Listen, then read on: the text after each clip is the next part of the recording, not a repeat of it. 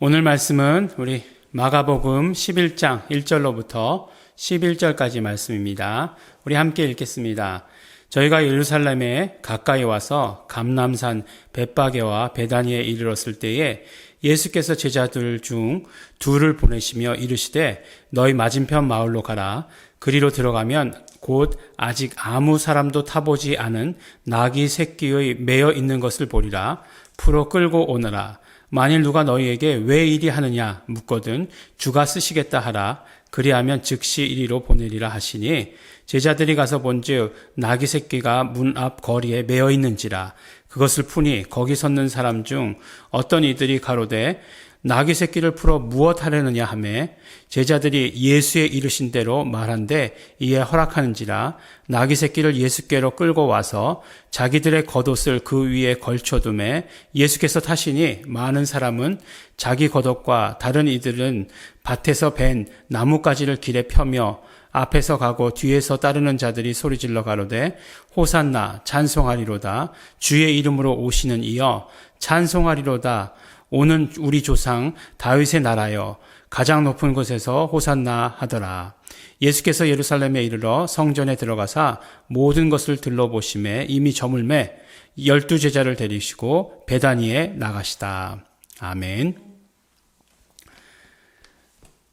우리가 이 말씀은 바로 예수님께서 예루살렘에 이제 들어가시게 되는 그런 말씀입니다.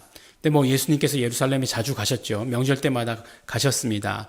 그런데 이제 이것이 왜 우리에게 있어서 중요하고 의미가 있느냐?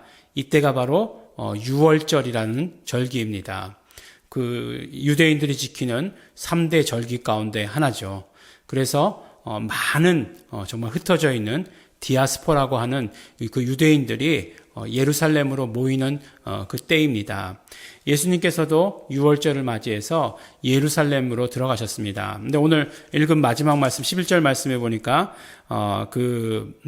예루살렘에 들어가셨다가 베다니에 나가시다라고 이렇게 얘기하고 있는데 베다니는 유월절에서 조금 떨어진 것이죠. 예. 그래도 뭐라고요? 거기는 수도권입니다. 수도권. 예.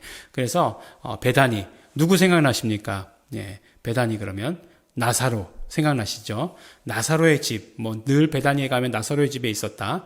마르다와 마리아가 있던 곳, 예, 그곳을 말씀하는 것이죠. 베다니에 나가시는 것을 보게 됩니다. 근데 이제 오늘 유월절이라고 말씀드렸는데 우리가 예수님에 대해서 말씀하기를 우리가 유월절 어린 양 이렇게 얘기하는 것 우리 많이 듣지 않았습니까? 특히 이것에 대해서는 히브리서에서 많이 말씀하고 있죠. 예수님께서 바로 그 희생 제물이 되어 주신 것. 예수님께서 말씀하실 때 우리가 어제도 말씀을 우리 나눈 것처럼 예수님께서 내가 많은 사람들을 위한 대속물이 되어 주시겠다라고 이렇게 말씀하시지 않았습니까? 대속물이라고 하는 것. 그 죄의 값을 대신하시는 것. 그것을 말씀할 때 그래서 그 유월절 어린 양이다라고 이렇게 얘기했고 또 요한복음에 보면 침례 요한도 그 뭐라고 얘기하고 있습니까? 예, 보라, 예, 세상 죄를 지고 가는 하나님의 어린 양이다라고 이렇게 이야기하고 있지 않습니까? 그러니까 그것은 또 요한복음에 나오는 이야기는 바로 대속죄일에 대한 이야기죠. 그러니까 그 유대인들의 그런 모든 어떤 절기들이 다 묘하게 뭉쳐 있다라고 이렇게 얘기할 수 있어요. 사실은 앞서가는 사람들이 호산나 막 이렇게 그 나뭇가지를 흔들면서 이렇게 호산나라고 반겨주었던 것. 그건 무엇입니까? 종려나무 가지를 꺾어다가 이렇게 얘기했다라고 해서 우리 기독교에서는 이 날을 고난주간 바로 그 주일, 고난주간을 맞이하는 그 주일을 예수님께서 예루살렘에 입성하실 때 그 주일을 종려주일이라고 이렇게 얘기하지 않습니까? 근데 그것을 했던 유대인의 절기는 뭐냐면 초막절이죠. 네.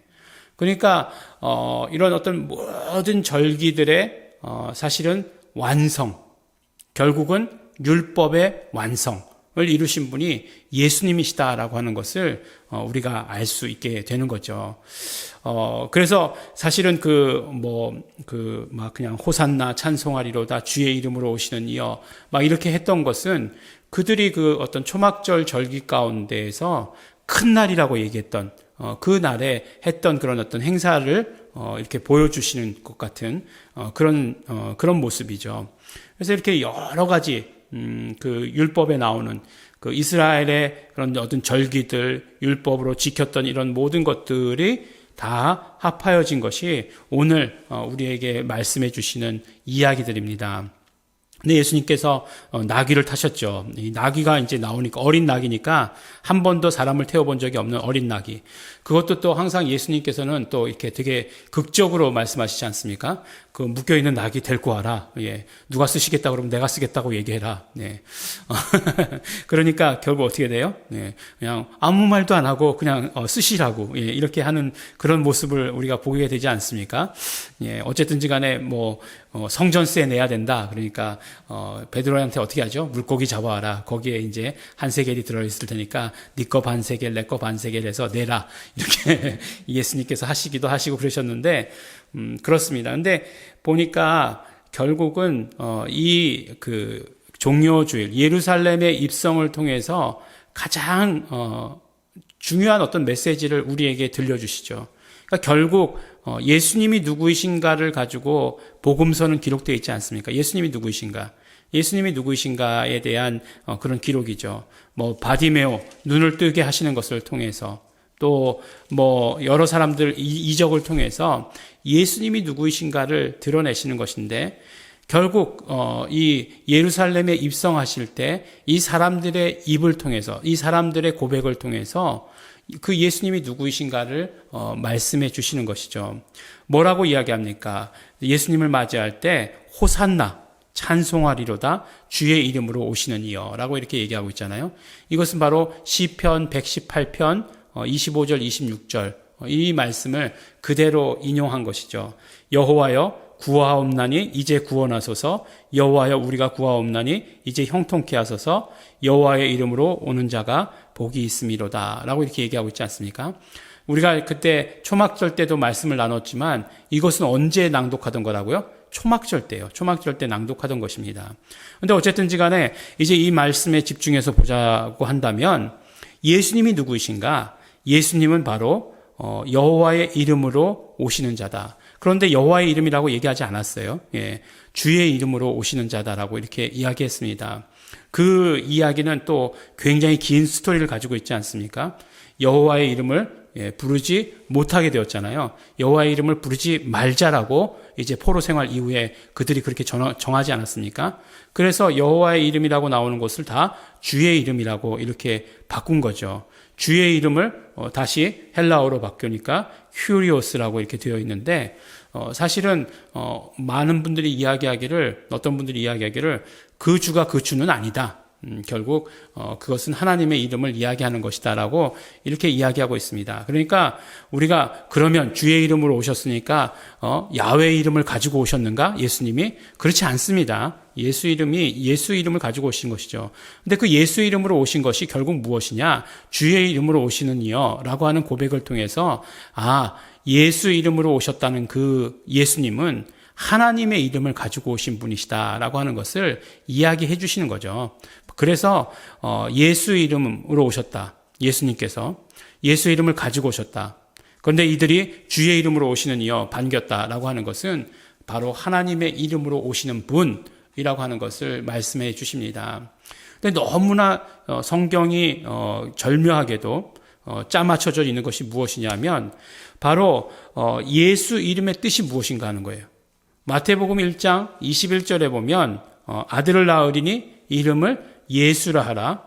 이는 자기 백성을 저희 죄에서 구원할 자이심이라 라고 이렇게 말씀하지 않습니까?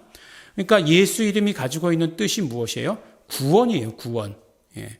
근데 호산나라고 하는 것은 무슨 말입니까? 이제 우리를 구원하옵소서 라고 이렇게 얘기하는 거잖아요. 이제 우리를 구원하소서. 그것이 바로 이제 그 히브리어로 된 말을 그대로 이제 적어 놓은 거죠. 예. 번역하지 아니하고 그대로 적어 놓은 거죠. 호산나라고. 그대로 적어 놓은 거죠. 그러니까 결국 우리를 구원하시고 구원하실 분은 하나님의 이름을 가지고 오시는 분이고 결국 그 하나님의 이름을 가지고 오신 분은 우리를 구원하신다는 그런 어떤 절묘하게 이렇게 짜 맞춰져 있는 예수님이 누구이신가에 대해서 우리에게 말씀해 주시고 계시는 것입니다. 결국 구원이라고 하는 건 무엇이냐? 결국 구원이라고 하는 것은 우리의 모든 죄로부터 구원하시는 것을 말씀하시는 것이죠. 구원이 성경에 여러 가지가 나와 있지만 메시아는 어떤 구원을 우리에게 주시는 분이시냐? 우리를 모든 죄로부터 구원하시는 분이시다라고 하는 것을 말씀해 주시는 것입니다. 그래서 예수님이 누구이신가? 우리를 구원하시는 분이시다. 어떻게 구원하시는가? 우리의 모든 죄를 대속해 주시는 분이시다. 그래서 대속물이 되어주시고 유월절 어린 양이 되어주시고 그러므로 말미암아 우리의 모든 죄의 값을 치러주심으로 말미암아 우리를 대속해 주시는 분이시다. 우리를 구원해 주시는 분이시다. 라고 이렇게 말씀하고 있는 것입니다. 이들의 어떤 고백이 그냥 단순하게 그냥 그냥 절기 가운데 나왔던 고백처럼 그렇게 보이지만 어떤 면으로 이야기하면 가장 중요한 고백을 지금 하고 있는 것이고 어떤 면으로 이야기하면 복음서에 베드로의 신앙 고백보다 더 하이라이트가 될 수 있는 그런 예수님이 누구이신가에 대한 외침이 된다라고 하는 것을 우리에게 말씀해 주시는 것입니다. 이들이 외쳤습니다. 정말 예수님께서 들어오실 때에 호산나 우리를 구원하소서 주의 이름으로 오시는 이여 이렇게 외쳤습니다. 우리 어떻게 외치면 될까요? 예수 내 구주 하고 외치면 됩니다. 그러면 우리를 구원하시고 우리를 모든 위경에서부터 건져주시고 또 그것으로 인해서 예수 그리스도가 누구이신가를 선포하게 되는 이런 사건인 것을 우리가 그대로 알 수 있게 되는 것입니다. 예수님은 누구이십니까? 우리를 구원하신 하나님의 아들이십니다. 대속물이 되어주셨습니다. 유월절 어린 양이 되어주셨습니다. 그러므로 말미암아 우리가 그 이름으로 오신 분 그 이름을 부를 때에 우리와 함께 하시며 우리를 구원하시며 우리를 모든 위경으로부터 보호해 주시는 것을 우리는 오늘도 경험하게 되는 것입니다. 오늘도 우리 정말 그들의 그 어떤 그 기쁨, 그들의 어떤 흥분, 그것보다 더 크게 예수가 내 구주이심을, 그래서 예수 이름을 부르시는 우리 성도 여러분들이 되시기를 또한 예수 이름으로 축원합니다. 우리 정말 이 시간에 감사하며 기도하실 때 감사합니다. 하나님, 예수 이름을 우리에게 허락하여 주신 것 감사합니다. 예수 이름으로 오신 정말 그 하나님, 그래서 우리의 모든 대속물이 되어 주신 것, 우리를 구원하여 주신 하나님 감사합니다. 우리가 정말 날마다 예수 이름 부르며 영광 돌리며 살게 하여 주시옵시고 또 예수 이름 부를 때마다 우리의 모든 삶에서 기쁘고 행복하고 우리의 모든 의지를 동원해서 예수 이름 부르기를 소원합니다. 우리 감사하시면서 또 회개하시면서 결단하시면서 다 같이 통성으로 기도하시겠습니다.